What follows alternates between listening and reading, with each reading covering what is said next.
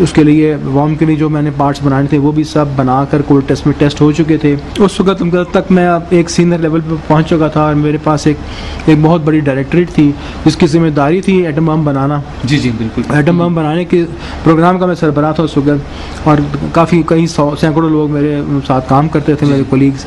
तो इसलिए उस वक्त जब टेस्ट की बारी आई 1998 में, तो हम पूरी तरह से तैयार थे। आप समझते हैं कि आप लाइमलाइट में भी उसी वक्त आते हैं जब 1998 में बलूचिस्तान में ये टेस्ट करते हैं, या उससे पहले भी थे? पहले तो जी ये हमारा एटॉमिक एनर्जी कमीशन का कल्चर था जी, और इस पे बहुत सख्ती से हम अमल करते थे। जी जी। हमारे जो चेयरमैन थे मुनीर अहमद खान साहब, उनका ये ख़ास हमें इंस्ट्रक्शंस थी कि हमने कभी किसी अपने काम के बारे में कोई टेलीफोन पे बात नहीं किसी से करनी। सही। कभी हमने काम के बारे में किसी को फैक्स नहीं भेजनी, कभी टेलीग्राम नहीं भेजनी, कभी हमने अपने फ़ाइलों पे जो सीक्रेट फाइल्स होती हैं जिस पे हम कोई चीज़ें ख़रीदने के लिए अगर वो फाइल लिखते थे कि ये दफ्तर में मूव करते थे कि ये चीज़ हमें ख़रीद के दी जाए, फाइनेंस को भेजते थे, चेयरमैन को भेजते थे।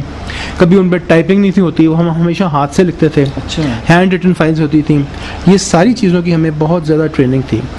और उस वक्त अभी वो एलेबोरेट जो सिक्योरिटी अरेंजमेंट्स हैं, सिक्योरिटी डायरेक्टर्स हैं जो आजकल मौजूद हैं, नेस्कॉम में काम में भी मौजूद हैं और एटॉमिक एनर्जी में, वो उस ज़माने में अभी बनी नहीं थी।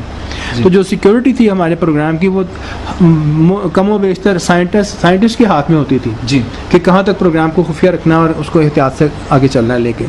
तो उस वक्त ये कल्चर था हमारा। जी। और जिस वक्त मैं चागी में गया हूँ तो आप यकीन करें कि मेरे घर में मेरी वाइफ को भी पता नहीं था कि मैं कहाँ गया हूँ।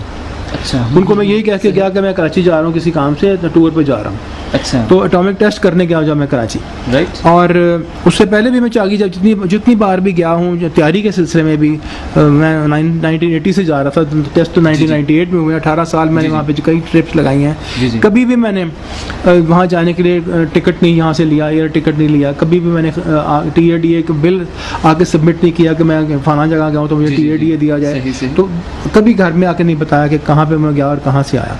सही। तो इतने हमारा ये कल्चर स्ट्रिक्ट था। और जब टेस्ट हो गए तो उस वक्त मुझे मेरा दिल किया कि अब मैं बता दूं अपने घर पे कि टेस्ट कामयाबी से हो गए हैं। तो जाहिर है पूरे पाकिस्तान को क्या पूरी दुनिया को पता चल चुका था। बिल्कुल ऐसे ही। तो रात का वक्त था, तो मेरे पास एक सैटेलाइट फ़ोन था।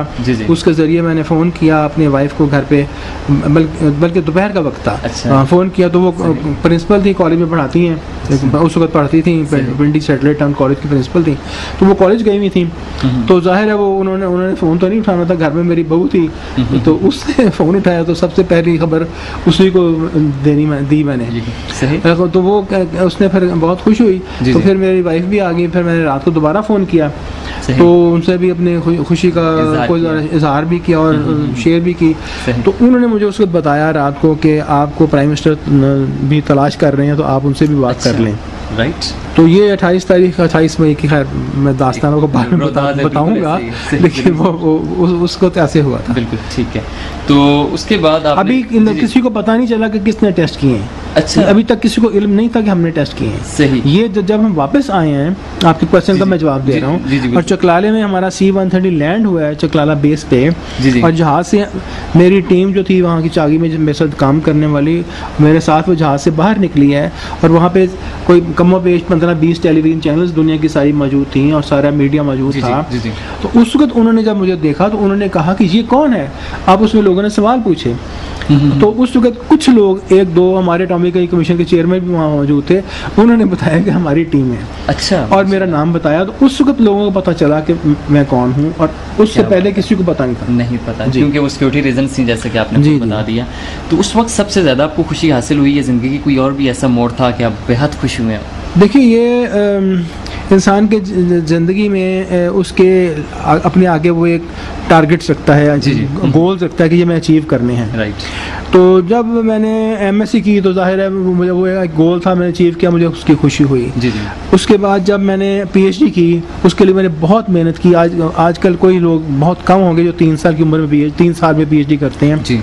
और मैंने 3 साल 2-3 महीने में PhD कंप्लीट की, और मेरी उम्र उसको 24 साल थी। अच्छा, 24 ईयर्स ओल्ड। और इतनी यंग एज में मैंने PhD कंप्लीट की, और सिर्फ इसलिए की कि मुझे बहुत शौक था काम करने का वहाँ मैंने शौक़ से काम किया और वो काम जल्दी ख़त्म हो गया, और मुझे ये भी शौक़ था कि वापस आके पाकिस्तान में कुछ कंट्रीब्यूट कर सकूं, और ये भी मुझे एहसास था कि मेरे माँ बाप मेरे ख़र्चा मेरे लिए बर्दाश्त कर रहे हैं पढ़ाई का, तो उन पर भी मैं तवील अपनी पढ़ाई को करके खाम खान अब वक्त ज़ाया ना करूँ।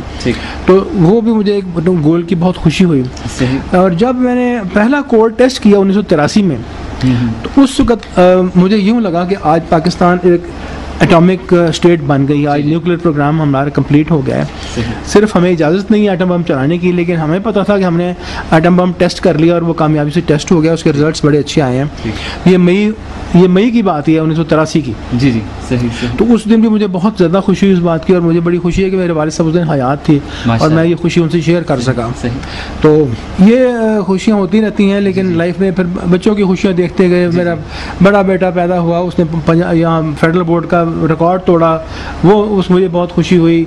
और इस तरह होती रहती बहुत सी खुशियाँ हुई। और लेकिन जब एटॉमिक टेस्ट हुआ जी, तो जब उस टेस्ट के टीम का मेरा प्राइम मिनिस्टर ने मुझे उसके टीम को हेड करने के लिए इंतखाब किया मुझे कि आप जाएं और अपनी टीम को लेकर जाकर टेस्ट करें, तो उस दिन भी मुझे खुशी भी हुई जी जी, और साथ बहुत बेइंतहा जिम्मेदारी का एहसास भी हुआ। अच्छा। कि इतनी बड़ी जिम्मेदारी मेरे कंधे पे आन पड़ी है, क्योंकि आप एक टीम को लीड कर रहे हैं। प्राइम मिनिस्टर साहब भी आज वही प्राइम मिनिस्टर आज भी हैं। उन्होंने मुझे ये कहा कि अगर डॉक्टर साहब आप पहले तो मुझे ये बताएं आप कामयाब हो जाएंगे। सही। मैंने कहा जी मैं एक मुसलमान हूँ और मेरा अकीदा ये है कि मैं पूरी कोशिश करूँगा, अपनी हिम्मत से ज़्यादा कोशिश करूँगा। बाकी कामयाबी तो अल्लाह ताला के हाथ में होती है, जिसके लिए मैं भी दुआ करूँगा और आप भी दुआ कीजिए। तो मुझे कहने लगे कि डॉक्टर साहब अगर हम कामयाब ना हुए तो दुश्मन जो है हमारे एटॉमिक तनसीबात का तहस नहस कर देगा, और दुनिया में हमारा कहीं पे भी खड़े होने के लिए हमारे पास जगह नहीं रहेगी, और हमेशा के लिए बड़े सग़ीर में हम एक दूसरे दर्जे का मुकाम पे ज़िंदा रहेंगे। तो ये इतनी बड़ी फिर एक जिम्मेदारी एक शख्स के कंधे पे पड़ जाए, ये पहली दफ़ा मेरे साथ हुआ था। अच्छा। और क्योंकि अल्लाह ताला पे बहुत एक मुझे यकीन था, हमेशा से मेरी परवरिश उस तरह से हुई थी। तो बस मैंने कहा कि कोई परवाह नहीं, अल्लाह मालिक है। तो ये सोच के हम चागी चले गए और वहाँ जाकर तो काम शुरू किया, और 20 तारीख को मई को हम पहुँचे थे जी। और मेरी टीम मेरे साथ थी, आधी टीम मैंने चागी में रखी, आधी टीम मैंने खारान भेज दी जहाँ पे हमने आखिरी टेस्ट किया था। और वहाँ पे रात को हम पहुँचे 20 को, तो फिर हमने 21 की सुबह से काम शुरू किया। लेकिन ये जो पहले की हमने तैयारी की हुई थी वहाँ पे टनल्स की, और जहाँ पे हमने अपने आलात नस्ब किए हुए थे, बहुत हैवी काम था वो। तो उस काम में नॉर्मली 2.5-3 महीने लगते हैं, और यही वजह थी कि जब 1996 में इंडिया ने पोखरान में एटॉमिक टेस्ट करने के लिए तैयारी शुरू की, उनको जब 1.5-2 महीने लगे ना, तो अमेरिकन सैटेलाइट्स ने उनकी तैयारी सारी दुनिया को बता दी। अच्छा। तो इसलिए वो कर नहीं सके, सीक्रेट नहीं रहा। और मैंने उसी वक्त ही जाके अपनी तैयारी शुरू कर दी सन 96 में, जो कि फिर 1998 में हमारे काम आई, और हमने 6 दिन के बाद तैयारी मुकम्मल करके 7वें दिन टेस्ट कर लिए। तो ये उसकी वजह थी उस तैयारी की। और इस दौरान जाहिर है बहुत मेहनत करनी पड़ी, 20-20 घंटे रोज़ काम करना पड़ा। चागी में 52-53 डिग्री रोज़ टेम्परेचर होता था, और रहने के लिए कच्चे कमरे थे, मिट्टी के घर, झोंपड़ियाँ थी समझ लें, और कोई जो आसाइश होती है वो एयर कंडीशनिंग और ये वो कुछ नहीं था। पीने के लिए खैर हमने मिनरल वाटर का बंदोबस्त तो किया हुआ था, लेकिन वैसे चश्मे का एक पानी होता वहाँ पे। तो वो सारी जो सेटअप थी वहाँ पे वो एक आर्जी सी सेटअप थी, इंतहाई नामुनासिब मौसम में और हालात में वो हमने काम किया। लेकिन जज्बा क्योंकि था कि ये मुल्क के लिए हम काम कर रहे हैं, तो हमने बिल्कुल ये सोचा नहीं, किसी ने भी हमारी टीम के मेंबर ने, कि ये हम कोई तकलीफ़ बर्दाश्त कर रहे हैं, और बड़े जज्बे से काम किया। और मैं ये बताना चाहता हूँ कि इसमें गो कि हमें पहले तो एहसास नहीं हुआ, लेकिन जब हमने एटम बम असेंबल करनी शुरू किए तो हम जब यहाँ पे करते थे कोर टेस्ट करते थे, तो हमें एक एटम बम असेंबल करने में कमोबेश 72 घंटे लगते थे। अच्छा। चागी में जब हमने एटम बम असेंबल करनी शुरू किए तो हमने ये देखा कि तकरीबन 15-20 घंटे में एटम बम असेंबल होता जाए। जी। क्योंकि वो उसमें बहुत सारे पुर्जे होते हैं जो जोड़ने पड़ते हैं, और ज़रा सा कोई पुर्जा छोटा बड़ा हो तो वो फिट नहीं होता, तो उसको रगड़ के रेगमाल से और रेती से करना पड़ता था। वो हमें वहाँ पे नहीं करना पड़ा। तो हमें यूँ लगा कि हम ये यके बाद दीगरे सब हमारे जो बॉम्ब से असेंबल जल्दी हो रहे हैं जी, और उसमें हमें दुश्वारी नहीं हुई। फिर हमें ये भी पता था कि जो चागी के पहाड़ है रास्को, जिसमें हमने एटॉमिक टेस्ट किए हैं, वो मशहूर था बिच्छुओं के और सांपों के लिए। अच्छा। वो सांपों का पहाड़ कहलाता था। सही। तो हमारे जितने भी लोग थे किसी को उन 8 दिनों में सांप नहीं काटा, बिच्छू नहीं काटा, किसी को जी। पेट खराब नहीं हुआ, बुखार नहीं चढ़ा गर्मी की वजह से। सही। तो हमें यूँ लगा कि अल्लाह ताला की हमारे साथ मदद शामिल है। डेफिनेटली जी। तो जिस वक्त हमने ये सारा कुछ असेंबल कर लिया और हम बिल्कुल तैयार हो गए, तो 27 तारीख को रात को हमने कमर सीधी करने के लिए 1:30-2 बजे, बल्कि 28 तारीख की अलग सुबह ही थी, तो हम लेटे। तो उस वक्त फिर मुझे एक टेलीफोन आया जी। मेरे मिलिट्री टेलीफोन के ऊपर जी जी। कि जो दुश्मन है वो उसके जो जहाज़ हैं वो इस वक्त श्रीनगर एयरपोर्ट पर तैयार खड़े हैं अच्छा। टेक ऑफ करने के लिए, और वो हमें अंदेशा है कि वो चागी को अटैक करेंगे। तो आपके जो लोग हैं इस वक्त तो बाहर ही पहाड़ की स्लोप पे आप झोंपड़ियों में सो रहे हैं जी। तो वो ना हो कि आपकी सारी एटॉमिक टीम जो है वो तबाह हो जाए, जी। लोग सारे शहीद हो जाएं, जी। तो आप अपने लोगों को लेकर वहाँ से फ़ौरन निकल जाएं। जी। सही। तो मैंने कहा कि जी एटॉमिक टेस्ट का क्या होगा? जी। उन्होंने कहा ये टेस्ट फिर भी होते रहेंगे, तो आप टेस्ट को भूल जाएं। अच्छा। ये मुझे टेलीफोन पे दूसरी तरफ से आवाज़ आई। Instructions आई। हाँ, इंस्ट्रक्शन आई। मैंने कहा जी कि मैं तो टेस्ट छोड़कर नहीं जा रहा, जी। हम टेस्ट करने आए हैं, हम टेस्ट कर जाएंगे। ठीक। आप जाकर दुश्मन को रोकें, उनका दफा हमारा करें और उनका बंदोबस्त करें, और हमारा अल्लाह मालिक है। ठीक। और ये कहकर मैंने टेलीफोन कॉरिडोर से उठाकर नीचे रख दिया ताकि दोबारा मुझे कोई फ़ोन ना कर सके। जी। तो 1.5-2 घंटे के बाद फिर थोड़ा थोड़ा सूरज की रोशनी होनी शुरू हुई। 28 तारीख की अलग सुबह थी, हम उठे, सब लोगों ने उठ के नमाज़ पढ़ी वज़ू करके और दुआ की कामयाबी के लिए। तो 2 लोग थे, मैं उनके चेहरों को देखता था, अक्सर मैं वहाँ पे जब देखता था तो सब मतवस्त घराने के लोग थे, सही। इंतहाई मजहबी टीम थी, बड़ी डेडिकेशन से। कोई जो नमाज कम भी पढ़ते थे वो भी बड़े डेडिकेटेड थे। अच्छा। उनके भी जहन में सबसे बड़ी जो चीज़ थी वो ये थी पाकिस्तान की दिफा और पाकिस्तान को मजबूत बनाना, जिसे अब आप पैट्रियटिज्म कहते हैं आजकल। Exactly। तो वो टीम का जज्बा बहुत ज़बरदस्त था, और वो हम तैयारी करके फिर वहाँ से दुआ करके निकले।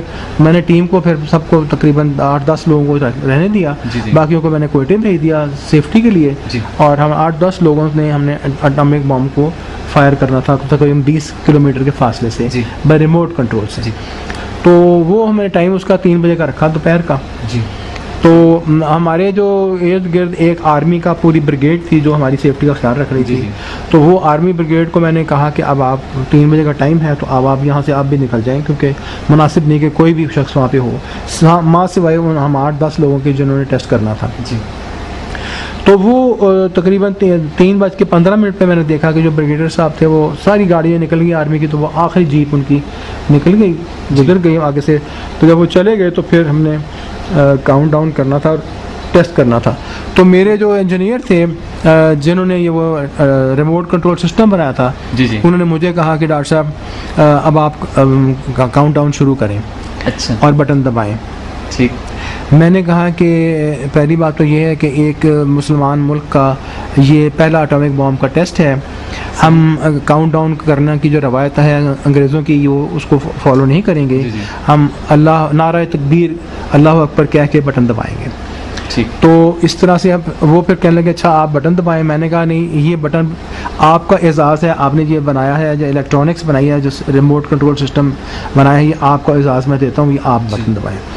तो फिर हमें नारे तकबीर कह के बटन दबा दिया, और उसके बाद फिर जो कंप्यूटर था वहाँ पे एटॉमिक बॉम्ब के पास, वो फिर हरकत में आ गया, और उसने तकरीबन 30-32 सेकंड अपना काम करना था, और एटॉमिक बॉम्ब को फायर करने के लिए उसकी हाई वोल्टेज और सारे सिस्टम्स तैयार करने थे। वो हमें पता था कि कितना टाइम लगता है। जी जी। तो वो 32 सेकंड तो हमें पता था, आराम से गुजर गए। अब हमने पहाड़ को देखना शुरू किया कि अब पहाड़ में धमाका होगा तो क्या होगा। तो नेचुरली हर एक इंसान सोचता है कि अगर धमाका होगा तो पहाड़ फटेगा और कुछ होगा, तो धुआं निकलेगा, जहन में यही ख्याल आता है। तो वो 32 सेकंड के बाद और 5 सेकंड गुजर गए और कुछ भी ना हुआ। तो हम बहुत परेशान हुए, जाहिर है कुदरती बात थी। मैंने कहा हज़ारों पुर्जे लगे हुए एटम बम में, एक पुर्जा भी फेल हो जाए तो वो नहीं चलेगा। अब ये क्या मुश्किल हमें पड़ गई।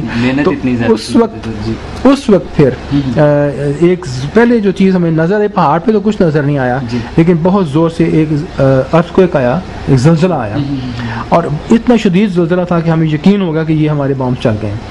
तो ज़मीन लरज़ गई, और वो ज़लज़ला न्यूयॉर्क तक महसूस हुआ, नॉर्वे स्वीडन तक उसके रिकॉर्ड किया गया, ऑस्ट्रेलिया के सेंटर्स ने उसको रिकॉर्ड किया।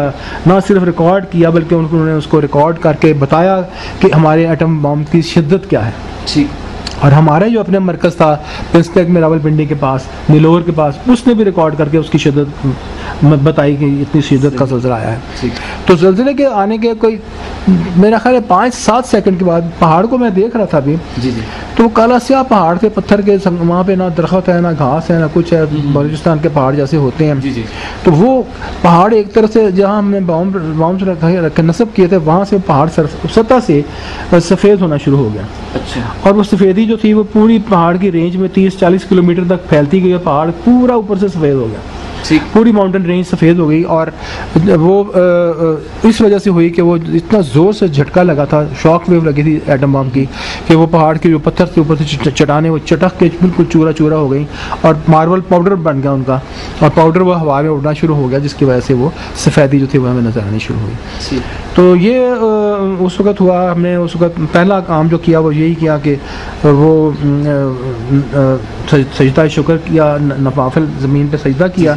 तो वो बगैर सोचे समझे कि ज़मीन जो थी वो 60-70 डिग्री उसका भी टेम्परेचर था पत्थरों का, तो बातें भी हमारे जल गए। लेकिन एक जो खुशी थी वो इतनी ज़्यादा थी कि हमें अपना बिल्कुल एहसास नहीं था। आपने सारे पाकिस्तान में उस वक्त खुशी में मिठाई बांटी और खुशियाँ मनाई। हमारे पास एक छोटा सा गत्ते का डब्बा था जिसमें 2-3 बोतलें थी मिनरल वाटर की, और 1-2 डब्बे थे नमकीन बिस्कुटों के। तो वो धूप में पड़े हुए थी, तो वो बोतलें भी धूप में पड़ी हुई थी 50 डिग्री में। तो आप सोच लेंगे पानी का टेम्परेचर क्या होगा। हमने जो सेलिब्रेशन की, खुशी की, वो गर्म पानी पीकर और नमकीन बिस्कुट खाकर वहाँ पे सेलिब्रेट किया। लेकिन यादगार है, लेकिन अल्लाह ताला का शुक्र अदा कर किया। सही। आप मिसाइल प्रोग्राम के बानी हैं डॉक्टर साहब, जैसे कि बाबर मिसाइल, शाहीन मिसाइल और ग़ज़नवी मिसाइल सिस्टम के, अगर इनकी रैंकिंग देखी जाए दूसरे ममालिक के साथ तो वो क्या है? जी, ये तो मुझे तो खैर, मैं अगर कहूँ तो वो तो खैर और बात है, लेकिन बात ये है कि इसकी जो रैंकिंग है, ये जो जेन्स डिफेंस वीकली एक मैगज़ीन है दुनिया का सबसे बड़ा, ये वो डिटरमिन करता है, वो बताता है। और वाशिंगटन पोस्ट में भी ये रैंकिंग छपती है, और फिर दुनिया के सारे जरीदे उसको लेकर आगे बढ़ते हैं। तो हमारी जो मिसाइल्स हैं, सबसे पहले हमने शाहीन 1 बनाई, और फिर उसके बाद हमने शाहीन 1 को इम्प्रूव किया, उसकी रेंज इम्प्रूव की, तो शाहीन 1A बनी। तो शाहीन 1 तो बनी जब आगाज़ में तो 500 किलोमीटर की थी, फिर उसके बाद वो आजकल वो शाहीन 1A जो है वो 900 किलोमीटर उसकी रेंज है। फिर हमने उसके बाद गौरी मिसाइल जो थी वो फायर की, उसकी रेंज अब तकरीबन 1100 किलोमीटर है। फिर हमने शाहीन 2 बनाई। शाहीन 2 की रेंज जो है वो तकरीबन 2200 किलोमीटर है। और उसके बाद फिर इसी साल के अवाइल में शाहीन 3 का आपने तजर्बा देखा, जो टारगेट पे तो जाके लगी 2750 किलोमीटर पे। जाहिर है रेंज उससे ज़्यादा होगी, ये मैं नहीं बताना चाहता कि कितनी रेंज है उसकी लेकिन टारगेट पे, क्योंकि हमारे जहन में ये है कि हमारा जो अब टारगेट है वो अब इतना वो दूर ले गए हैं कि उसको हमारे दुश्मन काला पानी में ले गए हैं। और काला पानी का जो फासला है यहाँ से वो 2750 किलोमीटर है। तो हम ये बताना चाह रहे थे कि हम वहाँ पे भी अब उनके पास और कोई जगह नहीं है जाने को, तो वहाँ पे भी हम उनके जो फैसिलिटीज़ हैं उसको तबाह कर सकते हैं। और बाकी सारा पूरा बड़े सगीर तो हमारे नरगे में है ही पहले से। तो इसके अलावा जो कहने की बात है जिस पर दुनिया बहुत हैरान होती है और दंग रहती है, वो ये है जब हमने शाहीन 1 चलाई तो लोगों ने कहा कि जी ये तो चाइना से लाके तो ये मिसाइल और लाके यहाँ चला दी है। हालांकि ऐसा बिल्कुल नहीं था। हमने हमारे जो लोग हैं जो बार बार दुनिया जिस बात पे धोखा खाती है वो ये है कि हमारे जो साइंसदान हैं, हमारे जो इंजीनियर्स हैं, हमारे जो टेक्नीशियंस हैं, वो दुनिया के ज़हीन तरीन टेक्नीशियंस और साइंटिस्ट और इंजीनियर्स हैं। अगर वो एटम बम बना सकते हैं खुद अपने जहन को इस्तेमाल करके, अपनी कुव्वत बाजू से, तो वो मिसाइल भी बना सकते हैं।